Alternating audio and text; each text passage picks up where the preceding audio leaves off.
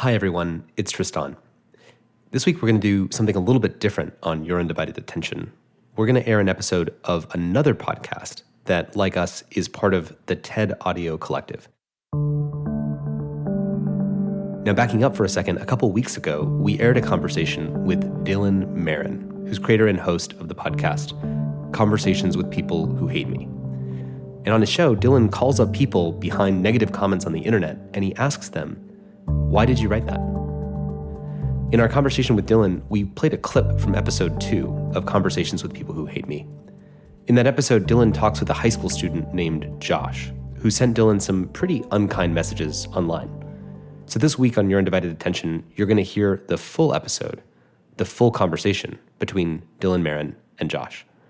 And if you didn't hear our conversation with Dylan, then do give it a listen. And with that, here we go.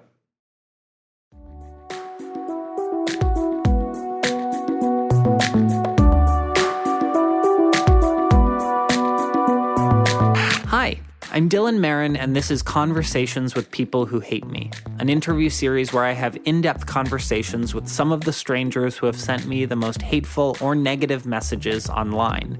Why did they send these messages? Well, that's essentially what this podcast is trying to figure out. As a video maker and writer, my work focuses on social justice issues, and I've been fortunate enough to find a large audience for that work, but that of course means that I've found a lot of detractors too. Now, we released the first episode last week, and the response has been wonderful, so thank you so much for listening. But so many people have asked me why I would put myself through this, and I totally get the curiosity, but I can explain. I was bullied all throughout middle school and high school. People, especially the other boys, gave me a pretty hard time, and I was a soft-spoken, closeted gay kid with zero self-confidence, so I guess my bullies saw me as an easy target. To explain this to me and make me feel better, my mom would remind me that these bullies were probably hurt themselves and that they were taking it out on me. I was kind of frustrated as a 7th grader when she told me this. I mean, it seemed completely futile. Me knowing that they were hurting too wasn't going to stop them from making fun of my high voice or stop them from spreading rumors that I was gay. Spoiler alert, those weren't just rumors. But as I got older, my mom's advice started to sink in, and I started to feel curious about what was hurting my bullies. Now, this was not to excuse their behavior, but only to kind of humanize them. I'm sharing this with you only because the hate messages I get online sometimes feel very similar to the bullying I experienced as a kid. The things that my online haters rag on today, things like my sexuality and my voice, are the same things that my bullies focused on when I was younger. I'm also sharing this with you because this episode deals with bullying and the idea that hurt people hurt people. Now, a quick production note before we begin, you'll hear some wind interference on my guest's side of the call. I apologize in advance for the audio quality, but I also felt that the content of what he was saying was so important that the audio quality was ultimately secondary to what was being said. So, today, I'm talking to Josh, and a little while ago, Josh sent me this message. You're a moron. You're the reason this country is dividing itself. All of your videos are merely opinion, and an awful opinion, I must say. Just stop. Plus, being gay is a sin. So, I am going to call Josh right now.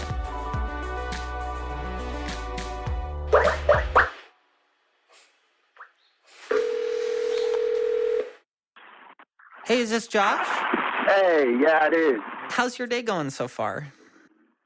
It's good. How are you? Oh, I'm good. So, Josh, what inspired you to send that message to me? What sparked that first message? I was just angry about it all. It was just it was a buildup of all your multiple videos you made of stuff, and I just got mad. I'm pretty sure the video was something about police brutality, and I have a lot of family in the police force, and it just kind of angered me. Can you remember what specific video I made that sparked that first message? Police brutality unboxing. Unboxing police brutality. Okay, so... All right, so quick context. Josh is referring to a video from my unboxing series. And you know the real unboxing videos where popular YouTubers unbox the latest electronic gadgets? Okay, so I satirized those videos by unboxing intangible ideologies like Islamophobia and rape culture. Now here's a clip from the video that Josh is referring to. The people who say it doesn't exist are full of shit. Today, I'm unboxing police brutality.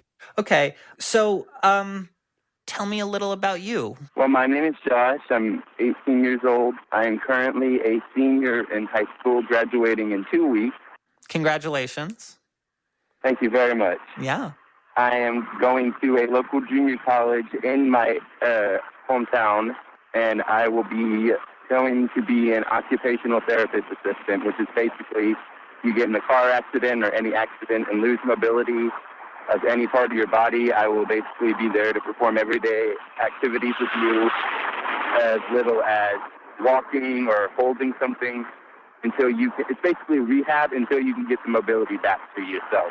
That sounds awesome. So what makes you want to go into that field? Originally, I was wanting to go into counseling. I love to help people, even though a lot of times I don't show that. I love everyone.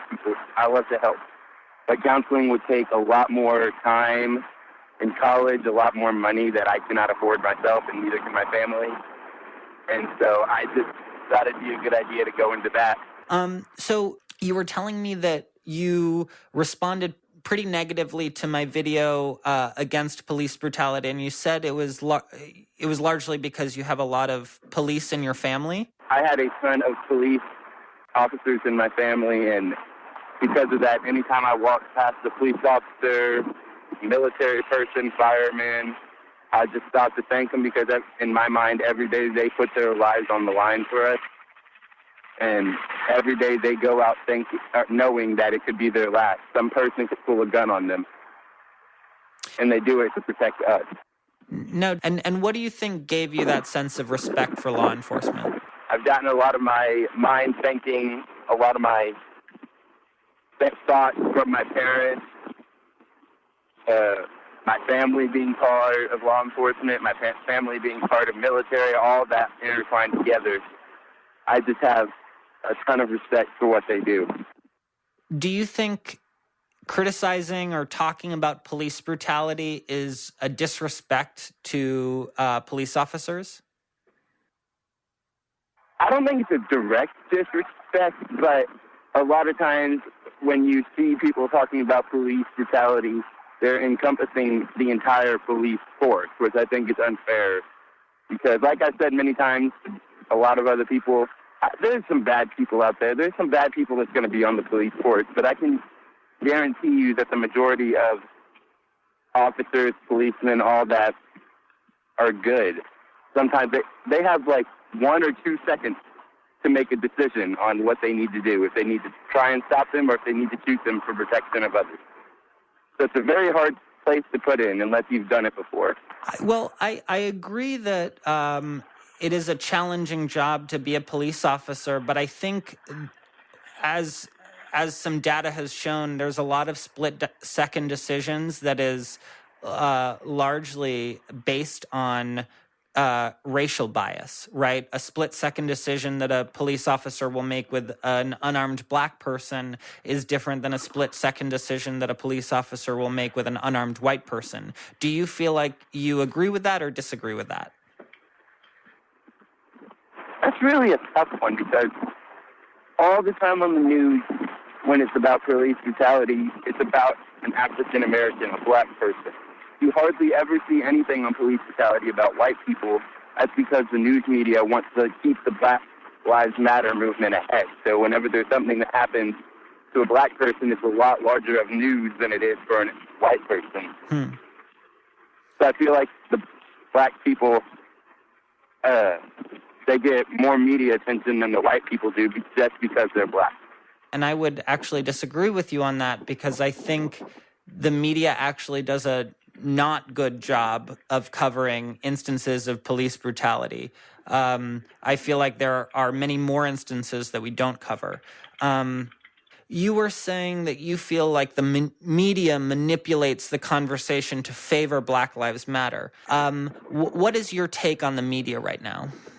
Right now, I'm not very fond of any media because the media seems to only be covering the bad parts of the world right now. It seems to stray away from the good parts because people seem to enjoy watching the negative things happening in this world because they like to just fight with each other about it. And I don't think that's just America either. That's just everywhere nowadays. And it's just sad because there's a lot of good things going on in this world. What do you think some of those good things are, or what is like the beauty you see in the world right now? I see a lot of people fighting for the cancer walk. Yeah, I mean, it's funny that you bring up people marching for cancer because I think you could look at that in two different ways.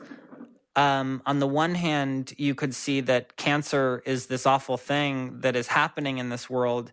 And on the other hand, you could look at police brutality the same way. I think police brutality is an awful reality in our world.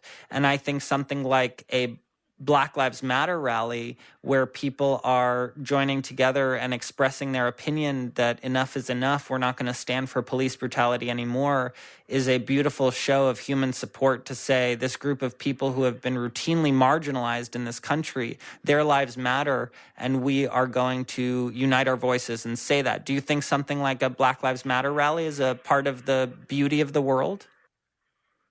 I'm not going to say it's not part of the beauty, but all the black people and gays and all the outcasts, all they want is to be equal. So why do they have to have an entire thing for it? Why don't they have an all lives matter and all sexuality matters? Why has it got to be specific to one? Well, do you think something like Black Pride is anti-white? No, but you don't hear us marching about white supremacy or... Well, actually, there's some people out there that are still doing that. They're ignorant. But it's not like we're not going out there saying, hey, we're white and we're proud. I think everyone's great. I think everything depends on your personality. Like, I don't care if you're black, white, purple, yellow. To be proud of being part of a majority is different than expressing your pride of being part of a minority group. Do you know what I mean? I can see your point of view on that.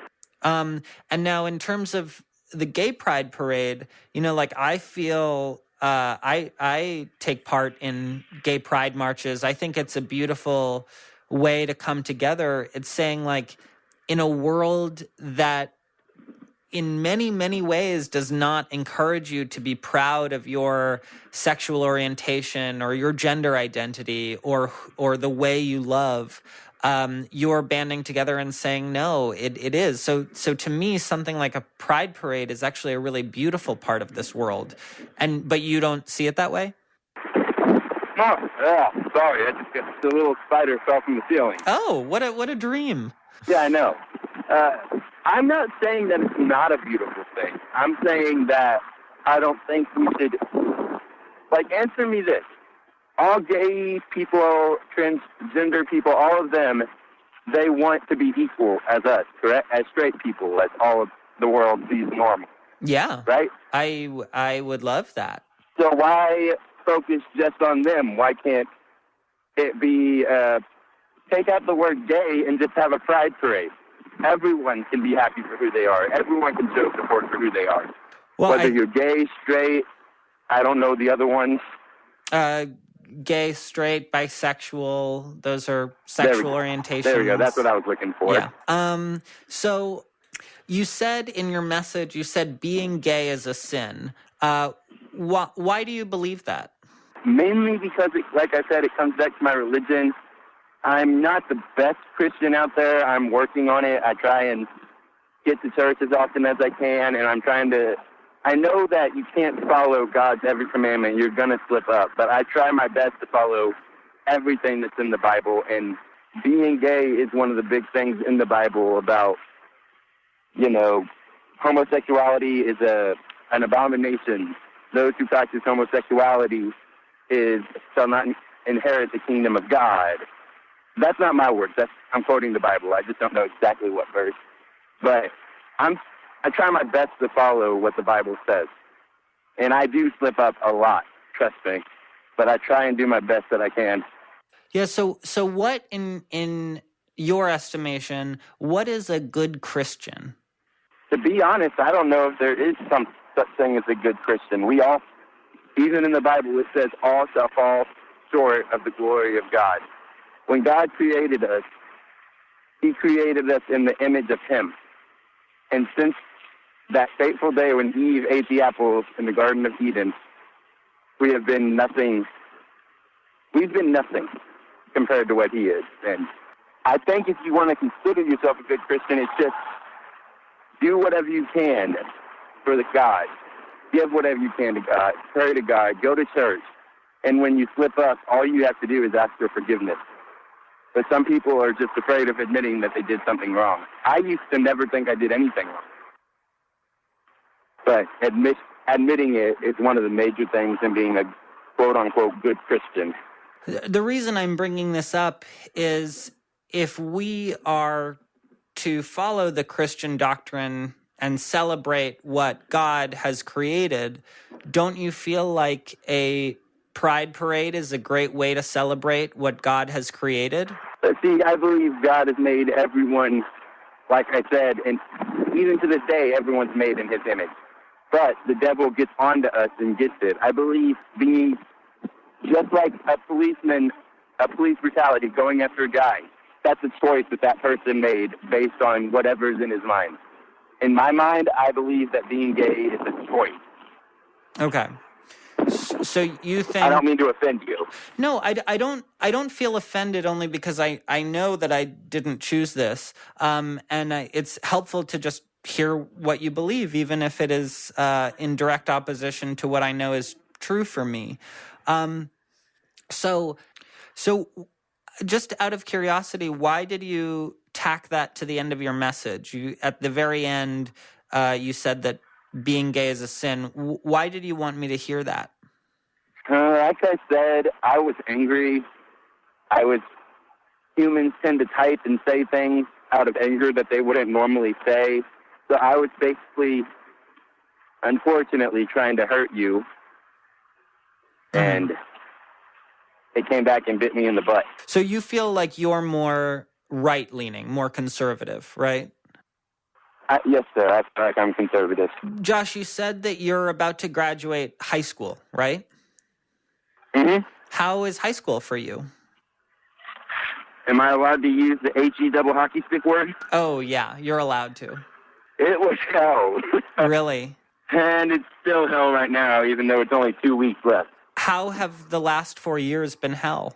When you're different in any shape, form, or way, if you're not the quote-unquote popular girls, popular guys, football players, then you're not well-liked. And I'm a little bit chubbier than a lot of people, and people seem to judge me before they get to know me. People seem to pick and choose who they like based on what you look like, who you are, rather than who you are. Because when you're in high school, it's all about perfection. If you get your clothes from Walmart, you're an outcast. If you don't have the hottest new clothes, you're an outcast. I'm a little bit bigger. I don't like to use the word fat, but I am a little bit bigger than a lot of my classmates, and they seem to judge me before they even got to know me. I've been called a fat ass. I don't know if I can say that. Yeah, you're allowed to. Okay. I've been called stupid, idiotic. I've been told nobody cares about me. I've been told to drink bleach. Just yesterday, someone told me I was ugly as hell. I don't exactly know how ugly hell is, but I don't think it's pretty. Well, I mean, that's awful of them. I mean, I also just want to let you know, Josh, I was bullied in high school too. The older guys were always the ones who gave me a really hard time, and I will share something with you that happened one time in high school. So this was my best friend at the time. She was a girl, and she was dating this guy who was older than us, and he really didn't like me. And I knew he didn't like me from the beginning. And it was on Halloween, and we all came to school in our costumes, and I dressed up as Waldo, like Where's Waldo? Yeah. And he was dressed up as a baseball player, and he had a full baseball player's outfit. So he asked to take a picture with me. Suddenly, what he did was right before the picture was taken, he pulled his cup out from his underwear and pressed it on my face. And so immortalized forever in a picture that then hung in that best friend's room was a picture of him holding his cup over my face. Did she stay with him? I think they broke up a few months later, but that did not break them up. Yeah. I feel like I'm about to break into a sweat even telling you about it right now. But just to let you know that I have experienced a really fucked up form of bullying too. Mm-hmm. It's this conversation is kind of weird for me because I feel like there is so much to you that I relate to, right? I relate to the fact that you're bullied. I relate to the fact that people kind of give you a hard time for who you are. And yet there are such fundamental things that we disagree on. Mm-hmm. Do you feel that we're similar, or do you feel like that's an unfair assertion? I think we're similar, but like you said, we have similar lives, but very different beliefs. You're bullied, I'm bullied, but it's not for the same reason. Right. But I would actually argue and say that it is for a similar reason. I think people are very cruel to what they don't understand, right? Mm-hmm. And, just to point out the irony of this, you wrote me a message that was pretty mean, and it seems like it is a way that both you and I have been spoken to in high school. How did you feel writing this message to me? I just wanted to make you as mad or sad as possible. And like I said, it bit me in the butt. Well, Josh, there's this phrase, hurt people. And something that would happen in high school is I would take all of this shit that people were throwing on me, and I would just get into huge fights with my parents. I didn't know why I was so mad at them, why I was so angry at them, but I think a large part of it is that I was absorbing all the shit that was thrown on at me in high school and directing it at people who would listen. Do you feel like there was maybe something similar that was happening with the message you sent to me? Yeah. I'm not going to disagree on that. Yeah. So, Josh, I know we don't see the world in the exact same way, but like I said, I think there are key similarities that we have. How do you feel that people like you and me can have productive conversations? I think that if you're trying to have a conversation with someone that's completely different than you, then take everything away that makes us different and just have a conversation. Like, I could have a conversation with you right now, and if you never said anything, I wouldn't know you were gay. Mm-hmm. So just, I guess, instead of trying to be, you be Dylan, I be Josh, we just be human and be able to just talk to each other like humans instead of like a straight guy to a gay guy, or right. Just hide the differences. Right. I mean, and I'm not saying for you to hide who you are. Mm-hmm. I'm saying if you're trying to have a conversation or get along with someone, don't just like stick on to that one subject. Like, I'm not going to go around saying, "Hey, I'm straight." Right. I mean, but the world assumes that we are all straight, which is why coming out of the closet even exists, right? Because we have to assert like, oh no, I'm not what you expect me to be. And the only thing I would argue is that you said put differences aside. And I would disagree with that because I think the way to talk to each other is to embrace differences. To say, you were raised very differently than I was, and you believe very different things, and those differences are they're part of who we are. So the way, being gay, it's not just something I can ignore. It's, in fact, I think a part of who I am, just as the things you believe are a part of who you are. And I think we can still achieve conversation through that. Do you agree?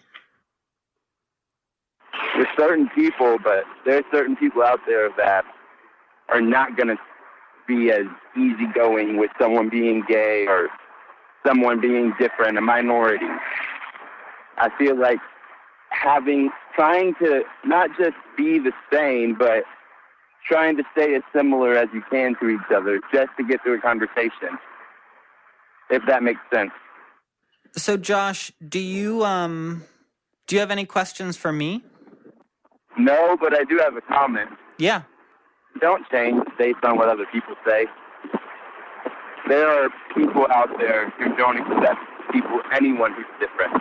They don't accept the fact that you're fat. They don't accept the fact that you're gay. That doesn't mean you should change. Well, I stepped on a Lego. Oh, no. Josh, are you okay? Yeah, that was my little brother. Oh, I'm sorry, Josh. Okay, yeah. But the comment I was just trying to let you know is don't change who you are just because someone wants you to. I think you're a great guy. You're pretty cool. But just because I don't agree with the choices you make or the choices you're born with, whichever way you look at it, doesn't mean I don't agree with you. Because I can hate, as God says, I can hate the sin.